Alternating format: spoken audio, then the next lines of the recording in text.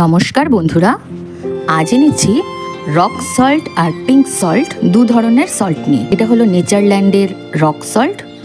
তাহলে rock salt কি আলাদা পিঙ্ক সল্টের থেকে? না, রক সল্ট আর পিঙ্ক সল্ট অলমোস্ট এক। পিঙ্ক সল্টের মধ্যে সোডিয়ামের মাত্রাটা একটু বেশি থাকে। এছাড়াও পটাশিয়াম, ম্যাগনেসিয়াম, ক্যালসিয়াম, বিভিন্ন মিনারেলস থাকে। 500 গ্রাম নেচারল্যান্ডের এই পিঙ্ক সল্টের দাম 50 টাকা লেখা, যেটা 45 টাকার মধ্যে পাওয়া যায় যে কোনো দোকান বা অনলাইন গ্রসারি স্টোরসে। নর্মাল যে সাদা লবণ আমরা ইউজ করে থাকি, যে সল্ট আমরা রেগুলার বেসিসে খেয়ে থাকি, সেটার মধ্যে আয়োডিনের মাত্রা বেশি থাকে। এই রক সল্ট বা পিঙ্ক সল্ট এগুলোর মধ্যে কিন্তু আয়োডিনের মাত্রাটা কম থাকে আর সোডিয়ামের মাত্রাটা বেশি থাকে। হলো টাটার পিঙ্ক সল্ট।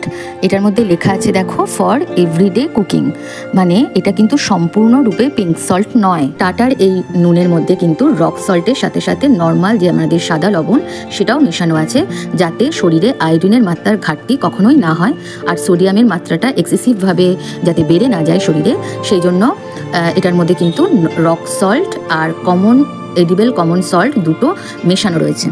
কিলোর প্যাকেটের দাম 80 টাকা। রেগুলার ইউজের জন্য একদম পারফেক্ট, কারণ এতে যেমন পিঙ্ক সল্টের গুণগুলোও পাওয়া যায়, সেরকম নর্মাল সাদা লবণের যেই গুণাগুণ সেটাও আমরা হেলথ বেনিফিটটা আমরা পেয়ে থাকি।